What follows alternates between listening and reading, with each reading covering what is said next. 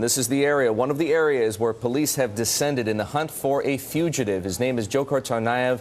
He is believed to be one of the two suspects. He is one of the two suspects in Monday's Boston Marathon bombing. He's 19 years old. You see him here in the white cap. His brother in the black cap, Tamerlan, was shot and killed overnight in a firefight with police.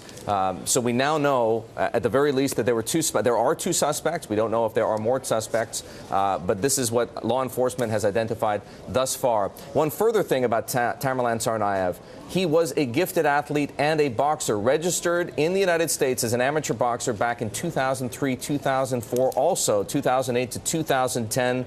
This is really important information because up until this morning, we didn't know how long these men had been in the United States. Now we've been able to establish, by talking to Boxing USA, that at the very least, Tamerlan Tsarnaev was in America 10 years ago. Richard Falkenrath, who's sitting right beside me, and I spoke with one of Tamerlan Tsarnaev's former sparring partners, a man who told us he'd prefer to go by John K., did not want to reveal, I should say, his surname. And Richard, I think it's worth playing for everybody an excerpt of this conversation with John K. talking about Tamerlan Tsarnaev, one of the suspects in Monday's Boston Marathon bombing. He was like an extremely gifted athlete. I mean, I just remember seeing him do his warm-ups and his routines, and he was really strong and really athletically gifted. And I mean, so that might be the only thing I could think that would lead to his military training. And I mean, his boxing was really, really good.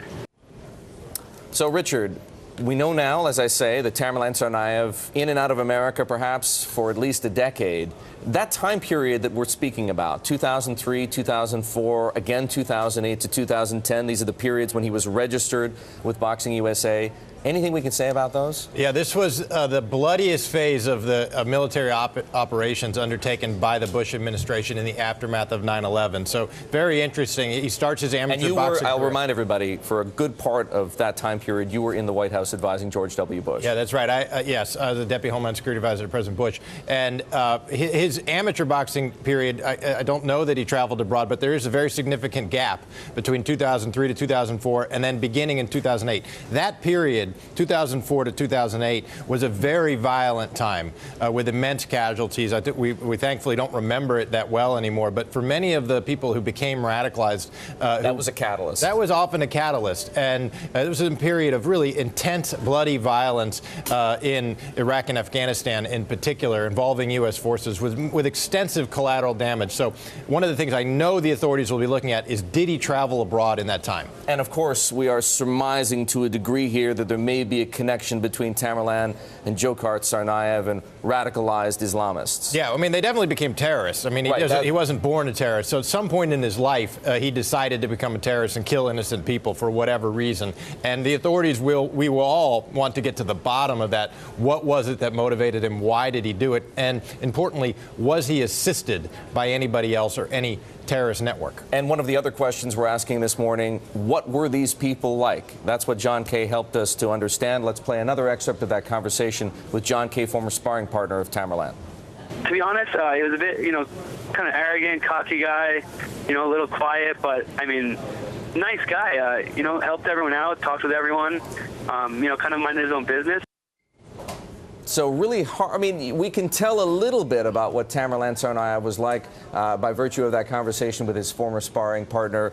Quiet, cocky, at times willing to help, but also at times arrogant. And from my vantage point, the thing I'm most interested in is he was purposeful and disciplined. Right. I mean, to compete, have to be to get to the Golden Glove. Exactly. And those are attributes, if you were recruiting terrorists, those are the kinds of people you want. You don't want the flakes, the ones who don't have their act together, who can't get to work on time. This is someone who was disciplined and purposeful, not an antisocial personality. And as what we've seen on the receiving end of terrorism, these are the sorts of people who are the most formidable enemies, frankly. Richard, the fact that these two men were brothers, does that say anything? Is that I presume that's somewhat common. It is common. The 9/11 hijackers included certain brothers. The other one was very much younger, and 7 years. And from what we understand. It stands to reason that his older brother brought him along. So while his older brother was competing as a Golden Gloves athlete, his younger brother was 9 or 10, and clearly wouldn't have had any idea of what was going on.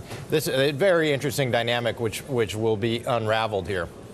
And I guess I'm wondering to myself, what might we talked about this a few moments ago, but where exactly are law enforcement or agencies going now in the hunt for more information about? I mean, we've been able to find his boxing records, for example, Tamerlan's boxing records. That's public information.